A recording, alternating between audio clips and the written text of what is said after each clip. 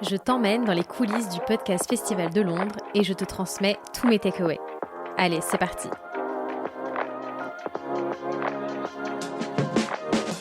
Bienvenue dans Silence, sa podcast. Le podcast pour les entrepreneuses prêtes à libérer leur voix et à impacter durablement. Moi, c'est Laetitia, je suis copilote en lancement de podcast et podcast manager. Ce podcast, je l'ai imaginé comme un vrai labo, pour documenter mon propre chemin de podcasteuse et surtout pour t'aider à lancer le tien. Ici, on parle création de podcast, mindset et prise de parole pour te faire passer de l'idée à l'action. Bonne écoute! Bienvenue dans cette mini-série inédite dans laquelle je t'embarque dans les coulisses du podcast Festival de Londres. Donc fin mai, j'ai eu l'opportunité de m'y rendre. Donc il faut savoir que c'est un festival sur 2 jours. C'est un festival plutôt international et qui regroupe beaucoup d'acteurs anglophones de l'industrie du podcast et aussi des créateurs. Et donc c'est un festival qui dure sur 2 jours et pendant ces 2 journées, du coup il y avait plus d'une centaine de talks, il y avait des meet-up, il y avait aussi beaucoup de stands en fait de grandes marques, de logiciels ou de SaaS de l'industrie du podcast qui en profitaient du coup pour venir présenter leurs derniers produits, leurs dernières sorties. Mais ce festival, pour tous les pros du secteur, c'est surtout l'occasion de networker et potentiellement de rencontrer des partenaires. Et ça, c'était la partie qui était un peu challengeante pour moi. À la base, j'étais pas censée y aller seule et au final, je me suis retrouvée toute seule. Mais je suis fière de moi parce que je suis pas restée dans ma grotte. J'ai notamment rencontré une podcasteuse française que j'admire. Et je te raconterai un peu comment ça s'est passé pour moi et aussi mes impressions du festival dans le dernier épisode de la mini-série. Donc dans cette mini-série, je vous ai fait un condensé de toutes les notes que j'ai prises des conférences auxquelles j'ai assisté durant le festival. Donc là, on va se retrouver pendant 5 jours. Je t'ai préparé un épisode par jour. Et pour te donner un petit sneak peek de ce que tu vas retrouver dans cette mini-série, je vais notamment te partager des tips pour développer ton audience comme les top shows anglais. Je vais te partager les nouveautés d'Apple et YouTube pour booster ton podcast. Et je vais aussi te partager les prédictions et tendances pour l'année prochaine. Donc si tu n'as pas encore lancé ton podcast, vraiment j'espère que cette mini-série te donnera l'impulsion parce que 2025-2026, c'est vraiment le meilleur moment pour te lancer. Allez, c'est parti pour le premier épisode. Alors, dans ce premier épisode, on va parler confiance en soi, authenticité et comment tenir dans la durée avec son podcast.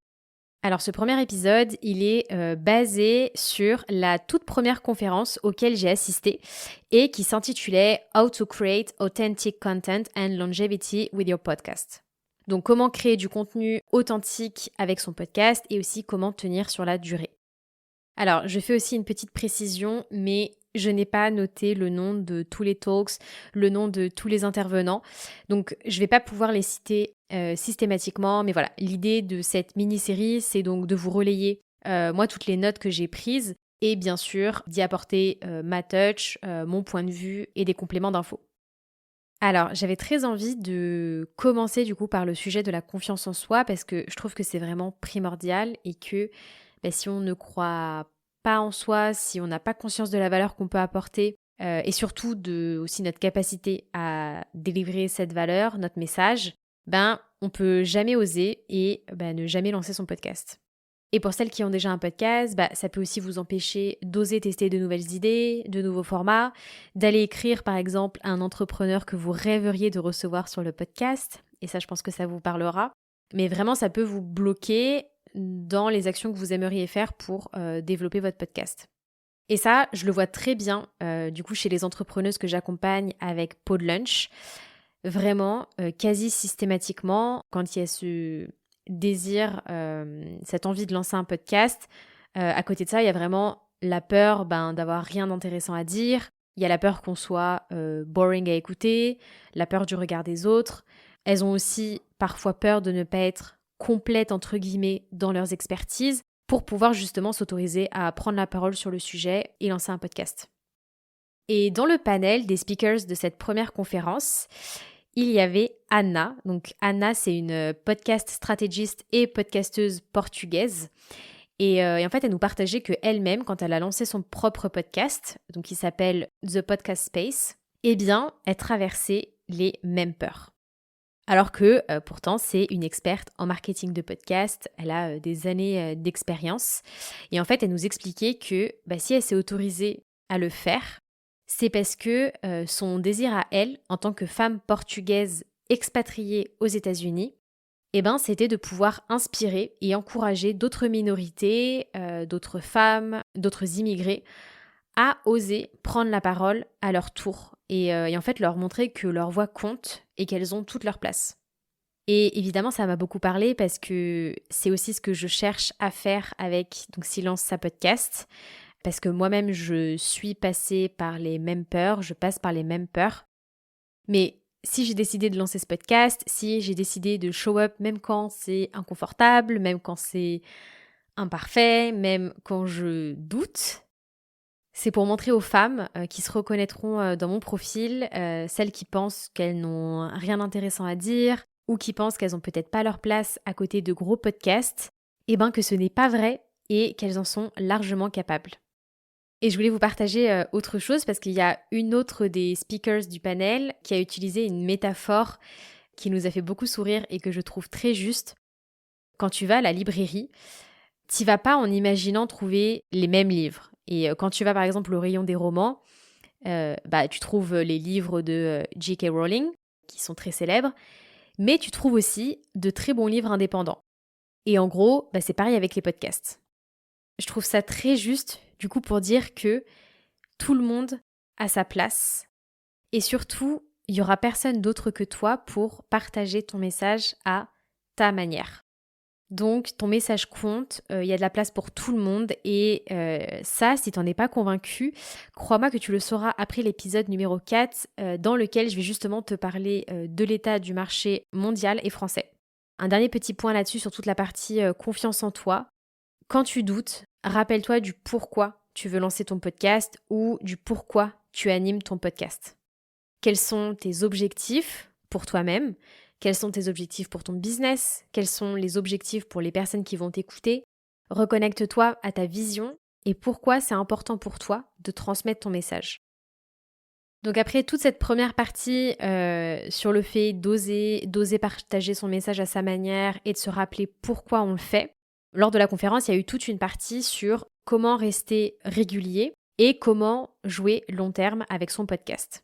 Et ça, je sais que c'est aussi une peur qu'un podcasteur peut avoir avant de lancer son podcast, surtout quand on a une vie très remplie à côté, on a le business, les clients, etc.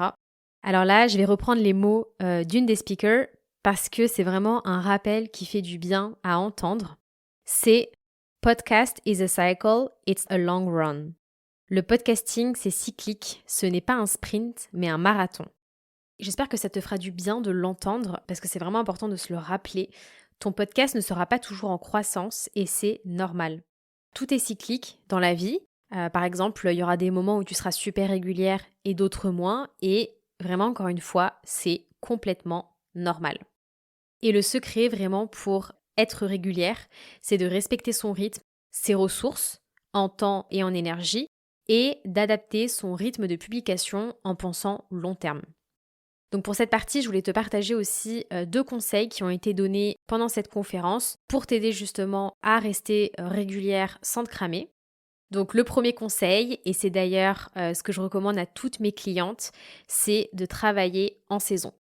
Donc travailler en saison, c'est par exemple de prévoir de sortir, 15 épisodes pour ta saison 1. Et ensuite, une fois que tu as sorti tes 15 épisodes, c'est de faire un temps de pause pendant lequel tu ne vas pas publier pour préparer la saison suivante, etc. Donc quand on travaille en saison, on n'est pas du tout dans une stratégie de publication continue tout au long de l'année. Et en gros, cette stratégie de saison, elle a vraiment 2 avantages.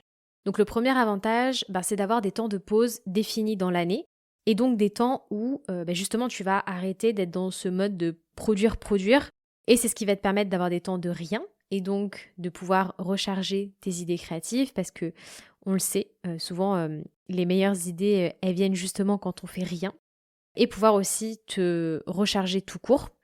Et le deuxième avantage, c'est que tu vas pouvoir sortir la tête du guidon justement pendant ces temps d'intersaison pour faire le bilan.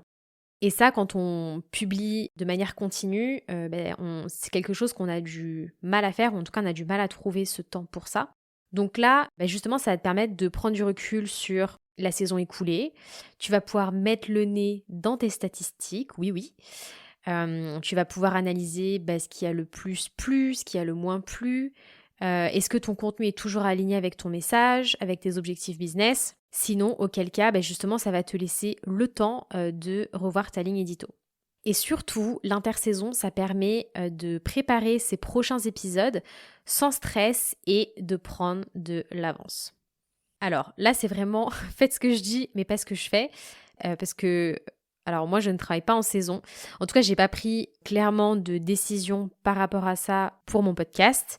Là, pour l'instant, sur Silence à Podcast, je publie un épisode une semaine sur 2 et je verrai si je décide d'arrêter à un moment pour faire une pause ou si je décide de switcher et de travailler plutôt en saison. Voilà, là, ce podcast, comme je vous l'avais annoncé, c'est mon labo, donc je teste les formats, comme je suis d'ailleurs en train de le faire avec cette mini-série. Et j'en profite aussi pour vous dire que rien n'est jamais fixé dans le marbre et que si c'est aussi ton cas, tu peux toujours changer ton mode de fonctionnement et switcher à un fonctionnement en saison si tu penses que ça t'appelle. Donc ça, c'était pour le premier conseil pour rester régulier. Le deuxième conseil, c'est de se poser les 3 questions suivantes. Quelle est la valeur ajoutée de mon podcast ? Quelle est la raison numéro 1 pour laquelle mon audience écoute mon podcast ? Et quel est le bénéfice qu'ils obtiennent à chaque fois ? Je te l'accorde, c'est pas un exercice qui est évident parce que ça demande de prendre aussi vraiment du recul sur son contenu. Et c'est un exercice que du coup, j'ai pas encore fait pour moi, mais je pense qu'une bonne manière de le faire, c'est d'aller directement poser ces questions à ton audience et d'aller sonder, est-ce que ce qu'ils cherchent chez toi, c'est de l'inspiration ? Est-ce que c'est apprendre de nouvelles choses ? Est-ce que c'est s'ouvrir à de nouvelles façons de penser ? Ça pourrait être plein de choses. Et quand tu auras identifié ça, ça va vraiment te permettre de te concentrer sur l'essentiel dans ta création de contenu, que ce soit par exemple te concentrer sur les formats qui apportent vraiment de la valeur à ton audience, et ça va te permettre du coup de te concentrer sur les 20% qui apportent les 80% de résultats à ton audience. Et moins tu t'éparpilles, plus tu gagnes du temps et plus c'est simple après pour rester régulier.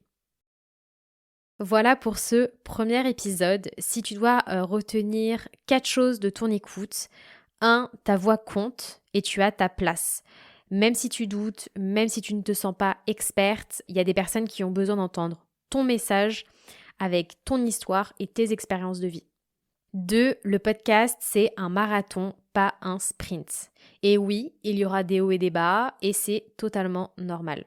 Ce qui compte, c'est vraiment de penser long terme et de respecter ton propre rythme.